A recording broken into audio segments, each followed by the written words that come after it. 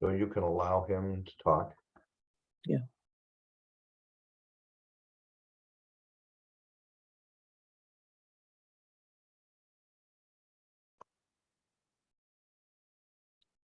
Hi, Dr. King. You can go ahead and share your slides as soon as you're off. You're on mute.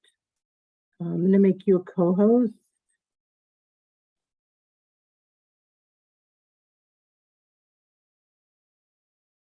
You're still on mute, but I made you a co-host. Does that show up okay? I'm not seeing anything yet. Oh, okay, hold on a second.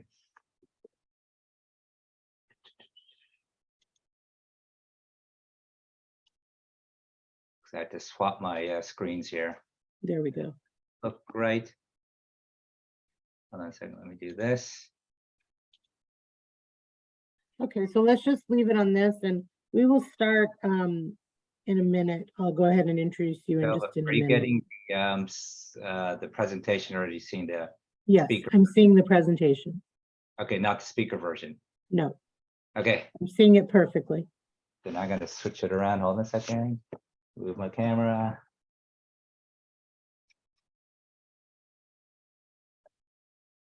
Okay. All right. Okay, I'm going to go ahead and start. Good morning, everyone. Good afternoon. My name is Dova Levin. I am the Senior Director for the MGFA for Program Management and Education. Today, we have our research series on the update for MuSK Phase 1 clinical trial. Dr. David Chang will be our presenter. He is the Chief Medical Officer at Cabaleto Bio. We just want to thank our sponsors today: Alexion, Argenx, Janssen, UCB, Horizon, and Cabaleto Bio. Thank you so much, Dr. Chang, for doing the webinar today, and I turn it over to you. Hey, so thank you, Delvin. It's my pleasure. We really appreciate the opportunity that MGFA has given us to share with you information on the cell therapy we're developing for people who have MuSK Myasthenia Gravis. The next slide basically is our company and what our vision is. So our vision is to develop and launch the first, we hope, curative targeted cellular therapies for patients with autoimmune disease. Now, we have something that we're working on, and I presented this last year on our research to develop something called MusCAARTes therapy. And today I'm going to provide you with the progress that we've made since last year. So we are developing these chimeric autoantibody receptor T cells for the treatment of autoimmune diseases such as MuSK Myasthenia Gravis. And this treatment is known as AA CAR-T, or chimeric autoantibody receptor, to distinguish this from those that are called single A CAR-T therapy for the treatment of cancer. I'm not going to go into details here because most of you probably know a lot about this, but MuSK Myasthenia Gravis, which is a type of myasthenia gravis, a rare type, is caused by autoantibodies, and it's a chronic autoimmune neuromuscular disease that causes muscle weakness with no known cures. But there's chronic or repetitive continuous therapy is often required, and current therapies such as prednisone, rituximab are also associated with significant side effects. MuSK Myasthenia Gravis, as I mentioned earlier, is caused by these autoantibodies that the body makes, and this is made by activated B cells that are actually called plasma cells, but to avoid being too complicated, I'll just call these B cells, or activated B cells, or abnormal B cells that make these autoantibodies. Although B cells normally protect the body by making antibodies to fight foreign invaders such as viruses or bacteria, in people who have MuSK Myasthenia Gravis, a very small percent of B cells mistakenly make antibodies against its own protein in the neuromuscular junction, and this is known as MuSK protein, and that's what causes the disease. Oops, I'm sorry. So these autoantibodies are found on the surface of abnormal B cells, and after these abnormal B cells release their autoantibodies, they seek and attack the patient's own body and their own MuSK protein. So elimination of these abnormal B cells may be an effective treatment for MuSK Myasthenia Gravis. Persistent elimination of these B cells may lead to long-lasting remission or even cures. This is a figure of an abnormal B cell or a plasma cell that makes autoantibodies against MuSK. The orange Y-shaped molecules that you can see sticking out of these abnormal B cells are the autoantibodies that are found on the surface of these abnormal B cells. And if you look here, when the autoantibodies are released, those orange Y-shaped molecules are released by the abnormal B cells or plasma cells, the antibodies will seek and attack the body's own MuSK proteins that are found in the neuromuscular junction. And this is exactly what caused the disease, these autoantibodies that are blocking the MuSK protein from working. Most of the B cells in a patient's body are normal B cells.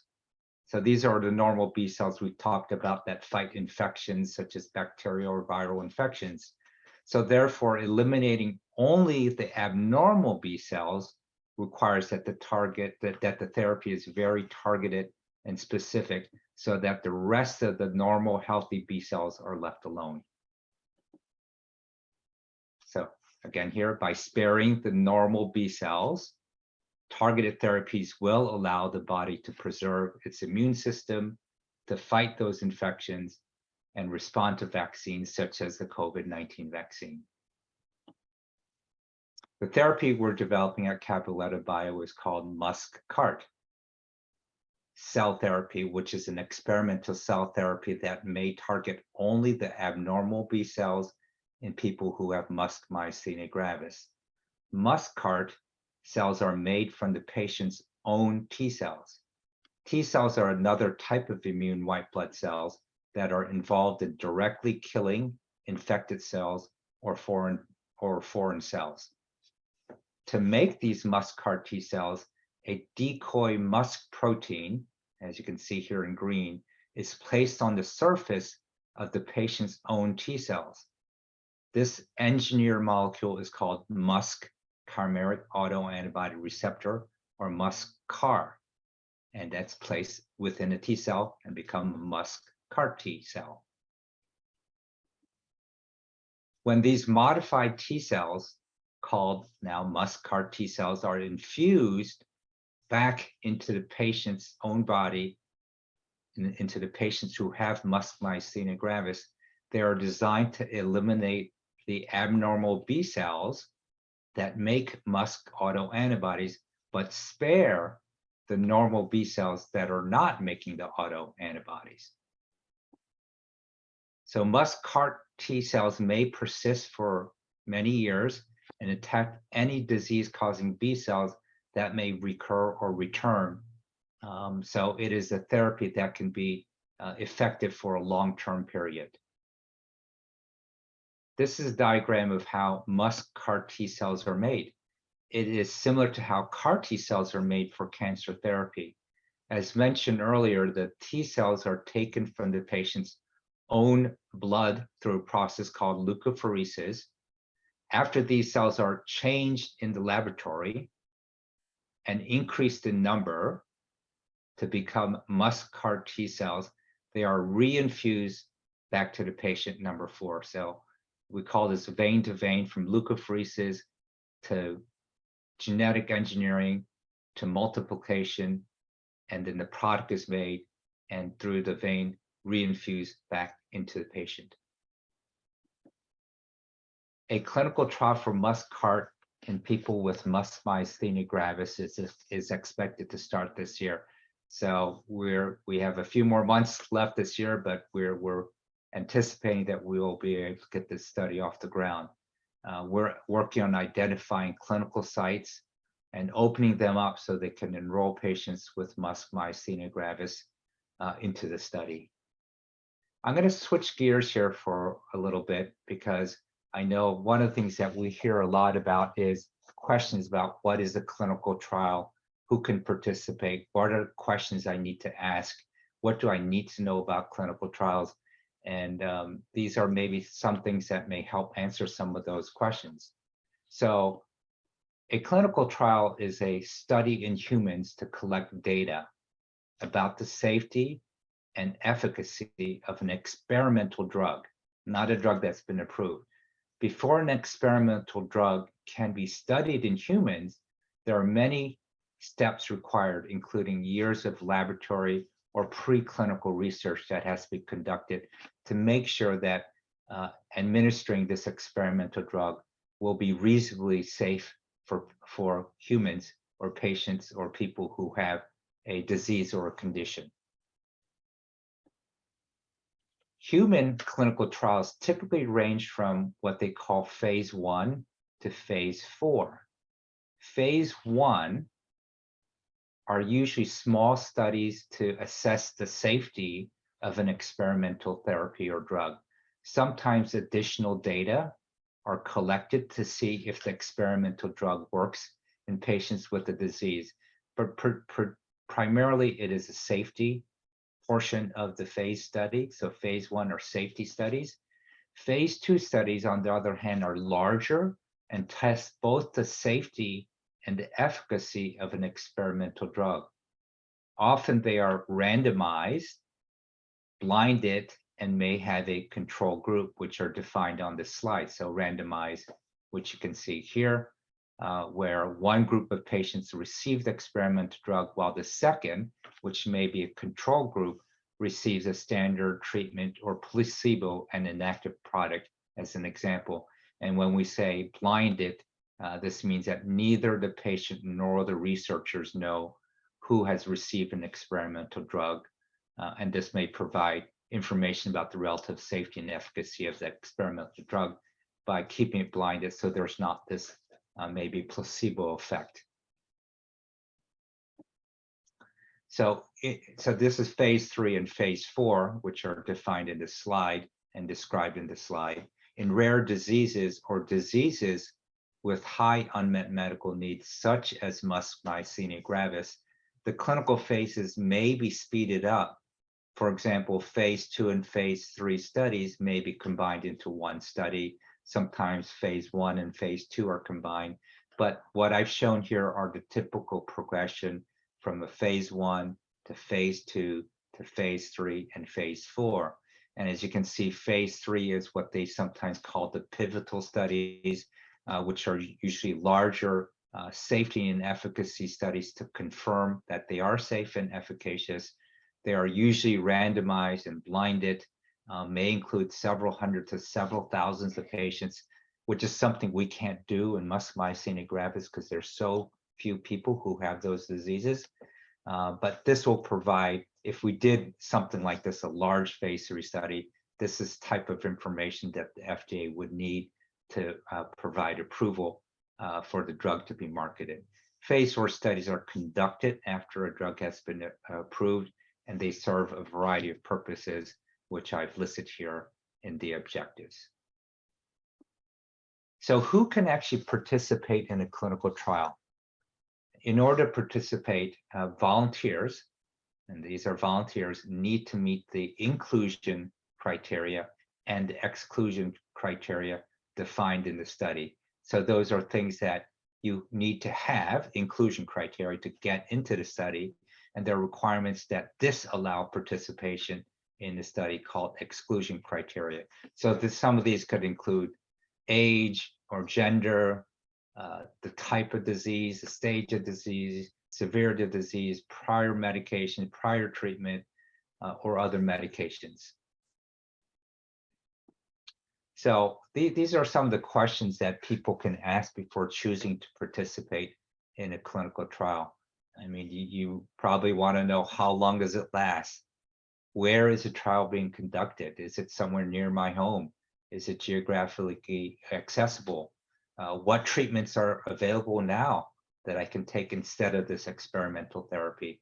What's the purpose of the trial? How will safety be monitored for people who enter into a clinical trial? What are the risks? What are the possible benefits? What are alternative therapies and treatments that are out there? And who's sponsoring the trial? Is it the government? Is it a pharmaceutical company? Is it an academic center? Do I have to pay for any part of the trial? What if I get ill or sick or harmed during the trial? Who will pay for that, and how is that taken care of? And can I opt to remain on this treatment even after study ends? So these are some of the common questions that people may want to think about and ask if one is considering participating in a clinical trial. I just want to kind of swing back to the CAR-T therapy, and this may not be of direct relevance to what we're talking about with the MusCAARTes study, but the Descartes phase 1 clinical trial is another study we're conducting patients with mucosal pemphigus vulgaris, which is another autoimmune disorder that's very similar to MuSK-MG in the sense that these are it's an autoimmune disease caused by autoantibodies, very similar, and it's caused by these B cells or plasma cells that make these autoantibodies, and very few of them actually make it. The difference here is that they target different proteins. So in the mucosal pemphigus vulgaris, it targets one type of protein where the autoantibodies block. In MuSK-MG, it blocks the MuSK protein. So very similar in terms of how the disease is caused. So we think that there's a lot of similarities in looking at how will a drug therapy that's very similar to MusCAART, in this case, a DSG3 CAR-T therapy, how does that compare? How does that work? Has it been safe so far? And that could be translated to how the MusCAART may work in MuSK-MG. So we've actually looked at 16 patients now who have been treated in various doses, from a pretty low dose from cohort A1 up to a very high dose in cohort A5. And we have not seen any dose-limiting toxicity using the same type of cell therapy for a very rare autoimmune disease. So this has given us some confidence that we could probably use similar doses and get pretty good similar levels of safety and tolerability in the MusCAART study.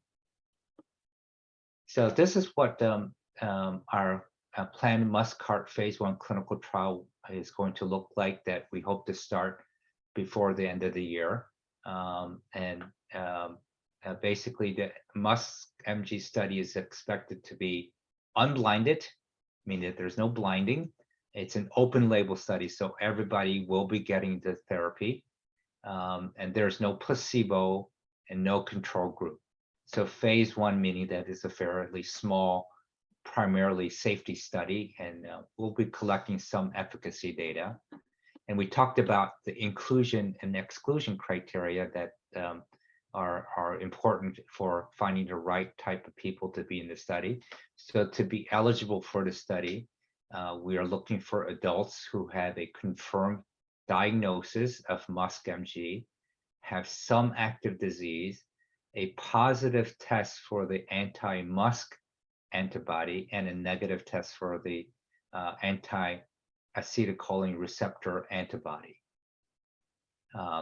Patients would not be eligible, so the exclusion criteria, if they have severe disease, it's something that's really severe, or if they're requiring a respirator, or recently took rituximab, because that could be a long-lasting effect for a year or 2 or 3, taking moderately high doses of steroids like prednisone, or have another autoimmune disorder that requires immunosuppressive therapy. After screening, so you can see sort of in this little arrow that goes from left to right, after screening for eligibility, patients undergo leukapheresis. We've talked about that as the way to collect the cells, especially the white blood cells and the T cells that will be used to manufacture the MusCAART T cells. So that manufacturing period can take, let's say, 4 to 5 weeks to fully manufacture the MusCAART T therapy. And then we do, this will be to manufacture a single dose of the MusCAART T, and the dose will be within the same range that has been used in the pemphigus vulgaris study I showed in the prior slide. So the patients will decrease their prednisone if they're on a moderately high dose, or stop other immunosuppressive agents, and then Afterwards, they'll get the MusCAARTes infusion, a single infusion for this particular therapy, no additional infusions after that one infusion. Patients will be followed up for a 3-year period to learn about the safety of MusCAARTes, and if it works, to see if there's a long-lasting effect that can last up to 3 years. The study will also be looking for a decrease in autoantibody levels against MuSK, disease improvement, as I mentioned, as a sign of efficacy and remission, and reduction in steroids and immunosuppressive therapy doses if patients were still taking some of those medications. So in summary, MusCAARTes therapy that I just presented, we've progressed along to the point since last year where we are now almost ready to open the study and start enrolling patients at various sites across the United States. The cell therapy with CAR-T has made some really important advances in the treatment of refractory relapsing B-cell cancers. As I mentioned earlier, with regards to CAR-T therapy for oncology, there are now 6 CAR-T therapies approved in the US since 2017, 3 since 2021. So I think last time when I presented, I said there are 3 therapies or maybe 4. There are now 6 therapies that are approved as CAR-T therapies using these T-cell technology, genetically engineered and reinfusing back into the patients. But none of them have been approved for the treatment in the treatment of any autoimmune diseases such as MuSK Myasthenia Gravis. And there have been reports of patients having achieved 5, 6, maybe even longer remission after a single dose. I mentioned this other disease, the pemphigus disease. So we talked about 16 patients having been dosed, and they've tolerated the dosing fairly well from the low dose to a fairly high dose. And in MuSK phase 1 trial in MuSK Myasthenia Gravis, we are intending to start initiating the study, and this will be to primarily evaluate the safety of MusCAARTes, although we will be collecting some response data related to efficacy. These studies that we're doing with the pemphigus study and now with the MuSK MG study, we believe will be the first cell therapy studies specifically designed to target only the disease-causing B cells, not all the B cells or all the plasma cells, only the disease-causing B cells that are involved in causing these autoimmune diseases. And we believe that as a targeted therapy, something like MusCAARTes cell therapy has a potential to avoid that chronic immunosuppression that some medications cause and preserve that immune system. And if we can harness the power of the target cell therapy, MusCAARTes has the potential to be a one-time, maybe curative therapy, or at least lead to long-term and complete remission off of all medications for patients with MuSK Myasthenia Gravis. So that's it, and thank you for your attention, and I will be happy to entertain any questions or comments at this time. Dov, I'm going to turn it back over to you as the moderator. Yes, thank you. Thank you so much, Dr. Chang. We do have some questions. You can stop sharing your screen if you like. Yep. So has recruiting begun for the phase 1 trial? Has recruitment started? No, we haven't started recruiting yet because we have to open up the sites first. So we hope and expect to open up sites by the end of the year, but at least we'll get going. So if someone's watching today and they want to be sure to be included or to try to be included in the study, what should they do? So the best way, I didn't want to make this an advertisement, so I know. But if one wants to go to our website, it's Cabaletta Bio, and if you look, just Google Cabaletta Bio and go into the patient section. Once we start having sites added and opening up, they can go to that website and there'll be information on who to contact, or they could just contact us directly. We have a variety of contact information. We'll have more information once we open up the site. Okay, so they should just go online and kind of try to keep watching what's happening. Correct, yeah. Okay, so we have another, this question says, how long might the MusCAARTes remain effective? Could this potentially be a one and done therapy, or would you expect that additional dosing be required?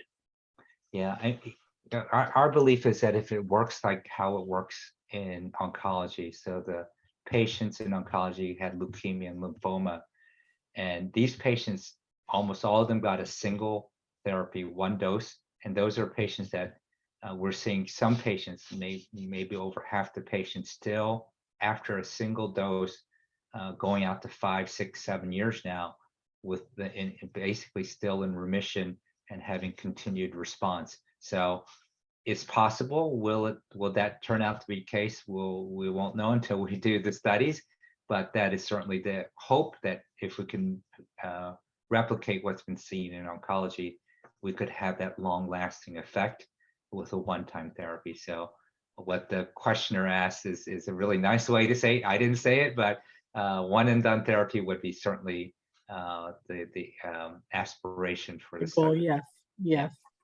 Another question we have is how are the T cells changed, or what changes the T cells? Right. So what happens is that these are basically normal T cells in the patient's body that we take. And what's changed is that we introduce certain proteins into that cell, so that it actually has on what we call targeting domain on the surface. We actually put the MuSK protein on the surface, and then within the cell, there's like a tail portion of that protein where there's some what we call a co-stimulatory domain and another domain. So that helps activating domain. So what happens is that basically you're adding this protein, so that on the surface there's a MuSK protein, and that MuSK protein will allow for these CAR T cells to find those abnormal B cells. And when the two of them meet, the CAR T cells meet the abnormal B cells, the CAR T cells are activated through that tail with the co-stimulatory domain and activating domain, such that these T cells now they'll get angry, and they're going to release some chemicals that will kill the B cells that are making these autoantibodies. So that's the best way I can explain it. There's figures that can do a better job, but that's the basic essence of how that works, is that we actually introduce genes that will encode for proteins that will make this MuSK protein on the surface, followed by the co-stimulatory domain and activating domain. Great, thank you. Another question we have is, will there be any age restrictions for the trial? Yeah, I mean, we haven't fully put all the information out there yet. It is in clinicaltrials.gov. I did forget to mention that, but if people are familiar with clinical trials, the US government has clinicaltrials.gov, one word, clinicaltrials.gov. And if you search for MusCAARTes or Cabaletta Bio, you'll find our study already entered there.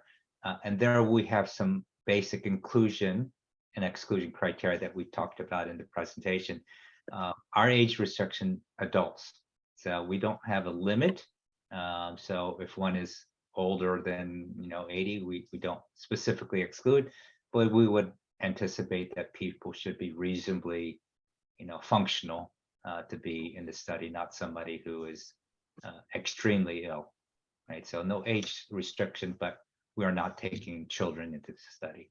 Right, not pediatric.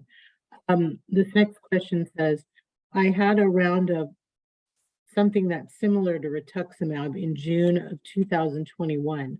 Would this eliminate me from participating in the trial? So our restriction is usually about 1 year prior to the screening that they should not have received rituximab or a similar drug. So rituximab targets certain kind of proteins called CD20, but I know there are other drugs that target CD20 and other drugs that target CD19, and those are all pretty much B cell proteins. So if patients were taking rituximab or a similar drug, we've usually used the 1 year rule as being exclusionary, that we don't want one to have used it within 1 year of the time that they show up to be screened. Unless if they've taken it, got better, and start getting worse again, that could be an exception. Okay. You mentioned that this therapy will prevent patients from staying on chronic immunosuppression. Does this therapy not affect the immune system and its ability to fight off other infections? Right. So, very good question, because we are modifying the immune system. We're attacking the immune system to some extent. But what we understand for MuSK-MG is that it isn't all the B cells that are making these autoantibodies, right? So I'm going to use a number. We believe it's between 0.1 and 1% of the B cells that are making autoantibodies. So their job is making autoantibodies. There's something out of whack with the immune system, and these autoantibodies are making it against that MuSK protein causing the disease. So the other 99 to 99.9% of B cells, those are your normal healthy B cells that you want, because those are the one that's fighting the bacterial infections or the viral infections, or there to provide a response to COVID vaccines.